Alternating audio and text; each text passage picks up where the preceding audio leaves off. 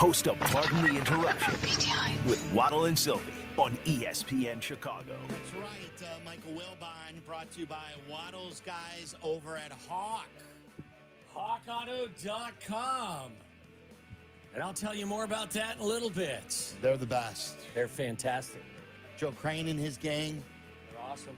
I'll tell you, I'll get you hooked up here in a second. And don't forget, we're out also. Miller's Ale House is the place to be on Friday. Waddle and I will be at Miller's Ale House in Schaumburg Friday from 2:30 to 6:30. It's 1300 Meacham Road, and it's a Miller Lite event. We're going to be excited to talk Bears and Commanders with the huge game coming up on Friday. Michael, how are you feeling today? I'm good. I'm out in the sunshine in Arizona. Ooh. Not a cloud to be seen. Nice. Perfectly beautiful out here. I guess the Bears will be out here in a couple of weeks. I'll be out there, But too. I'll be out good, there with the good to family. hear. Yeah. Are you going to go to that game since you're scared to go to the Bears-Commanders game? The Arizona game is a possibility. The Commanders game is a non-starter. I've been to a few Bears-Washington games by whatever nickname, and those were two. That's not going to happen. But the Cardinals may happen. We'll see. We'll talk about it. Negotiable. Okay. Before we get into all that, Waddle's got to tell us by about the way, Hawk. Mike is brought to you by HawkAuto.com. Looking for a newer pre-owned vehicle? Shop HawkAuto.com and search over 3,000 vehicles at 9 convenient locations. Find your next car at HawkAuto.com. Before we get into the Bears and NBA opening day and the Bulls and lots of other stuff, we had an interesting last hour talking about Tua. And we played all of his sound bites of him being quizzed on why he decided to return and what kind of advice he's getting. And it was very interesting. And I had a poll question on if Tua's making a mistake. And I gave 3 answers: yes, no, or it's none of our business. How would you weigh in on that conversation? Well, mistake. I don't know that word would be the word I use. We don't know, first of all. That would be the right answer. We don't know. And why he's doing what he's doing is $165 million. And it's what he loves to do. And so, people can say they will walk away from $165 million. First of all, I think most of them are liars, or they don't know what that kind of wealth means or represents or can mean generationally. And so, I realize people can't even give, coherent answers to simple questions, much less something as difficult as that. But I don't know yet. I don't know. Suppose he goes, listen, let's not be naive and think that Tua is the first person to suffer multiple concussions in the National Football League. Some of our favorite players have suffered them. We didn't know. Mm-hmm. Yes. We didn't know. The league didn't even exist. Tommy knows this. But I'm just going to tell you, I talked to a couple of players in the last month who talked about the number of concussions they thought certain teammates had. And we didn't know. So let's not get holier than thou and get up on the soapbox and start preaching about, if you have more than 2 concussions. You don't know.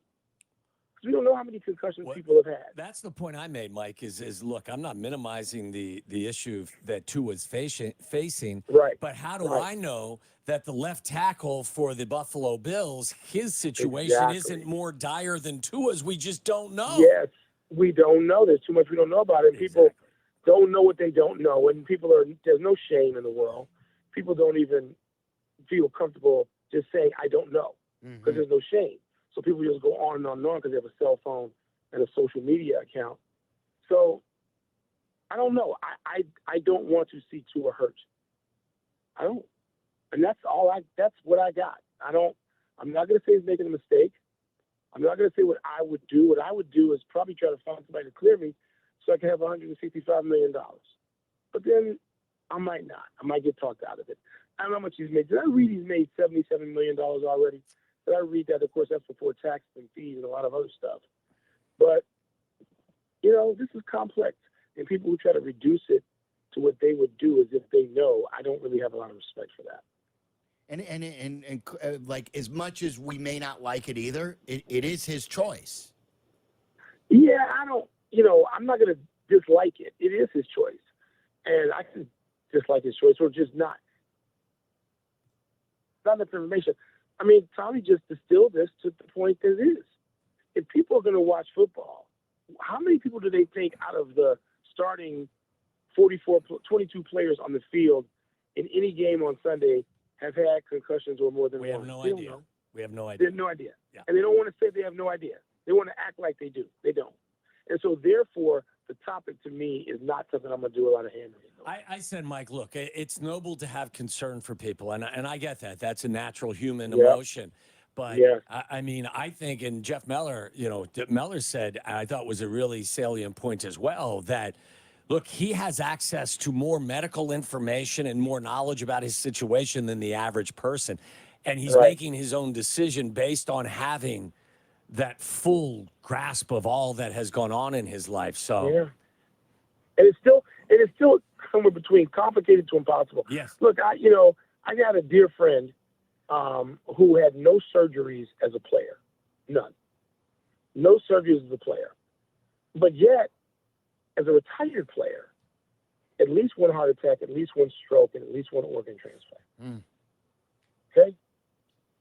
So, people need to stop acting like they're experts. They have no idea. None. It's well said. All right, let's go to the Bears. So, do you believe?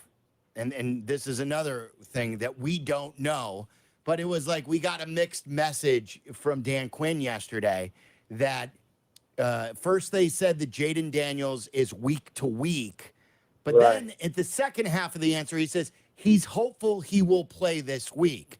Those are sort of contradictory ways of saying that. So what do you think is going to happen on Sunday?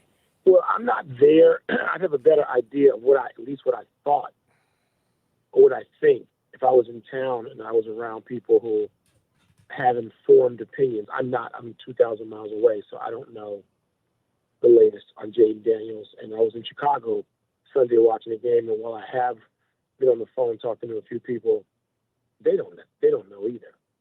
I don't know. I sort of, I come at this from a couple of perspectives. And one is, I covered that team and that franchise for a long time. I saw Joe Theismann get hurt. Okay, I was not only was I in the stadium the night Joe got hurt, I went to the hospital to go to his room the night he got hurt. You want to talk about when Lawrence Taylor tackled him and broke his leg, the most gruesome injury people have seen probably to that point. And Joe Theismann was the first professional athlete I ever got to know. He was Sugar Ray Leonard. I was going to say, was this because you were friends with him?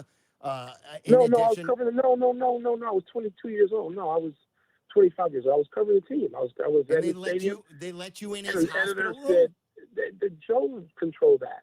This is not the 2020. This is 1980. You think somebody's going to tell Joe Theismann what to do? No. They wouldn't tell him what to do today, by the way. It'd be like telling Deion what to do. You're going to do that. So, Joe, I was around for that.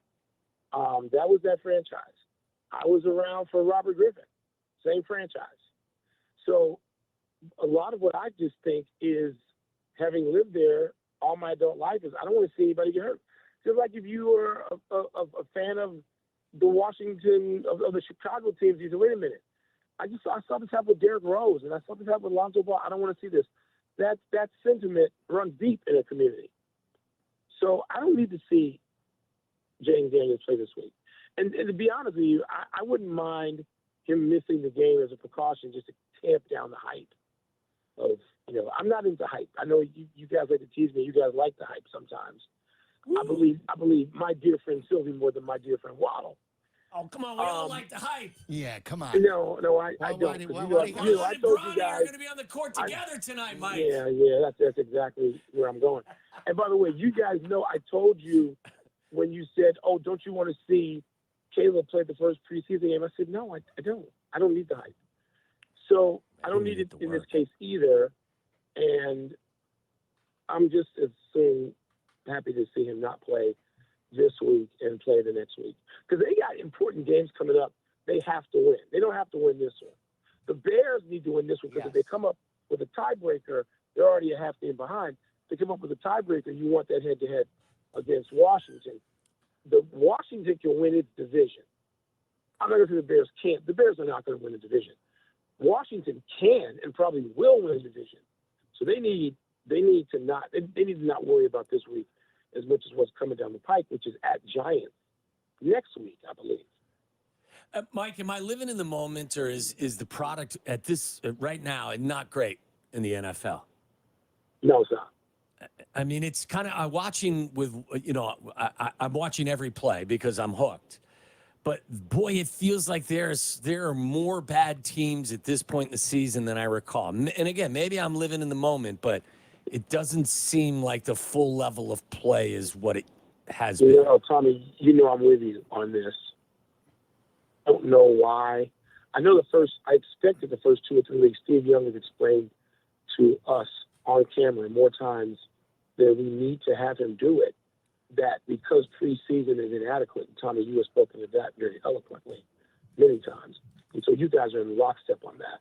Because the preseason is inadequate to prepare teams to actually play at a high level, you expect it for 2 or 3 weeks. Week 7, I don't know. I don't know why. I don't. You have more great players than ever, but you also have them suffering more injuries. But what product is better? Baseball isn't better. Baseball, we wished happy 87th birthday or something like that to Juan Marichal yesterday. There's nobody like Juan Marichal out there in baseball, or his Peters, or Bob Gibson, or Tom Seaver, a little later in Pierre, or Ferguson Jenkins, or Sandy Koufax, or Don Drysdale, or you can go on and on that. So how can baseball is lesser because it doesn't have these people? I don't know. Are you talking about the personality or about the starting pitcher? I'm talking about the product. They've diminished the start because, like, the starting pitcher has ruined the entertainment value. Well, there we go. What's that? Agree with me? Yeah, no, I do. Like, I mean, whether it's like not seeing a guy the third time through the order and having so many specialists coming out of the bullpen who throw 100, that may be more effective as they think to get a guy out, but it's not good for the game, and it's not good for viewers and for fans. Well said. Yeah. Well said. And then so baseball's lesser. I have not felt that way about football. I've not felt that way. I don't think I feel that way right now, but I agree with Tommy. The product as of 6 weeks in, really, where's the meat here? Where's the beef? And maybe it's still coming. I mean, maybe it's just slow to develop this year. Maybe matchups have determined that there've been fewer division games because teams like Washington and Chicago haven't even played any. The Bears have played none, and Washington's played one. And those games often give us, some classic. And my fear, my fear is that adding an 18th game, which is coming sooner rather than later, ain't going to help the situation. No, it's going to hurt it. Exactly. It's going to hurt it. And the league lies. The owners are liars. The league officials are liars because they say they're primarily concerned about player safety. No, they're not. Because if they were primarily concerned about player safety, they wouldn't have moved off 16. They probably should have go back to 14. They're liars because they were going to do what it takes to make more money, plain and simple. Let's go to the NBA. Waddle asked me the question, scale of 1 to 10, and I know you work all the shows, so this is your livelihood. Scale of 1 to 10, how excited are you for NBA opening night? It's too early. It needs to be 2 weeks later, so I'm going to be there. Not tonight. I'm flying on the red eye to Philadelphia tomorrow to see a game where all the stars aren't going to play. Yeah. Maybe Giannis will play. Maxey will play, I guess. No Paul George, no Middleton, no Embiid. I think that's what we're told now. So, I'm not, it's too early for it. There should be a 74-game season max, but there's not, once again, because agreed. And the players are going to say, we're not going to take less money, and the owners are certainly going to say, we're not going to take less money. And so we pay more money to watch a lesser product. I'm not excited for it yet. I'll be excited for it. And I'll really be excited for it like in mid-December, like Christmas Day on. And then it becomes like a sprint. And I'm excited to see what teams look like. I'm excited to see the Knicks. And I will see Knicks Pacers in person Friday night in Madison Square Garden. I'm excited to see Minnesota. I'm excited to see the Suns with the point guard. I'm excited to see Wembanyama, who I think could be the best player in the league by February. I'm not excited to see the Lakers at all. I'm excited to see the Celtics and whether or not, with a chip on their shoulders, they're a team that could repeat at a time when nobody's repeating. I'm excited to see whether Denver is lesser because they lost a role player in each of the last 2 seasons and don't seem to be able to replace that person. So there are storylines and elements that I'm excited about. I'm curious to see whether the Bulls can have 4 players who need to have the ball in their hands on the floor at a given time and whether that can work to any reasonable level. There's storylines I want to see, but, man, October 22nd is a little too early. Yeah. I was going to say, Mike, what do you make of the LeBron, Bronny, I don't. And I refrain from commenting on it. This is how I look at it as a dad. And Silvy's coming into the point where this is going to become important to him. Tommy, you've already been at that point and passed it. And I love your perspective on dad stuff because you're a few years ahead of me. I would do anything to help my kid. Yeah. Anything. And if people say they wouldn't, they're liars. We would do anything. But I don't know that, I don't know if he's asked for it, doesn't need it. Would I like to see Bronny, like, at USC or any school, like, pursuing that because he doesn't need the money? Yeah. Does he just want this? If he wants it and you're his dad, you're going to say, I'm going to help you get it, no matter what. I don't know which one of those, and those are kind of diametrically opposed scenarios I'm painting. I don't know if either one of those is the scenario that's appropriate here, but I just don't talk about it. I'm not going to talk about it because the ratings are high for any clip that Bronny's in for 2 generations of people that don't share the interest that I share. I'm not going to talk about it because it would mean ripping the young producers who think this is important when it isn't. And the clips of it that get a lot of viewers are the way to go on any network, including the one I work for. I find that disgraceful, somewhere between disgraceful and disgusting. And so people can just say, "Old man, get off my lawn," and that's okay. If I dress up as anything for Halloween, it'll be an old man. And I'll just say, and I don't have to go very far for that. Right. And I'll just say, because I dislike what's going on in sports media. Sports media is so bad and so lazy and so stupid often that it's ruined my ability to watch a lot of it. Well, and consume a lot of it. Let me stay in the dad lane here, because I'm guilty of this sometimes too. I was just talking about this with my youngest son, who's on travel baseball, and I always said that I would not let this happen to me, but I think it's easier said than done, and I have during his first travel season. There are times where obviously I want it more than he wants it, and because it doesn't bother him when he fails, and it bothers me, and I let it. It bothers me. I want the high, and subconsciously I want the high of him succeeding, but it doesn't bother him when he fails. And many people will tell you it's good for him to fail. And you chase that thrill of watching your kid succeed. So let me ask, in saying all that, does LeBron want this more than Bronny wants it? I don't know, because I don't know Bronny at all. And it's different for every kid. I don't want it more than Matthew wants it. Matthew wants it more than me. Matthew wants it. His want he ain't got no lack when it comes to wanting it. Believe me, I play golf with him now, and I want to run away from the cart. He wants it. I got a kid who wants it. But that is not every kid, and I don't know. I don't know Bronny at all. Don't know his level of that. And that's what I'm saying. That's why I'm not going to be critical of LeBron. And I'm certainly not going to be critical of Bronny, just not. And so I ignore it. We don't talk about it on PTI. You will not see it. You will see it on many other shows. You will see it on any other show that young producers can produce a clip of Bronny, because I'm told that has power. You're not going to see it on our show at all. Not at all. And so that's that. We're not doing that. And we're not a product of whatever thinking is going on in Bristol or anywhere else. when it comes to that. So I just don't know how to treat it, and the best way to treat it is not to treat it. And being in the sports media landscape and living through a lot of what you lived through here in Chicago, where you back in the day wouldn't, and we talked about this with you a few weeks ago, you wouldn't be able to listen on the radio to the first period of a Hawks game. And then when I grew up, you wouldn't be able to watch home games because Bill Wirtz thought he was protecting the season ticket holder by making it an exclusive event for those in person.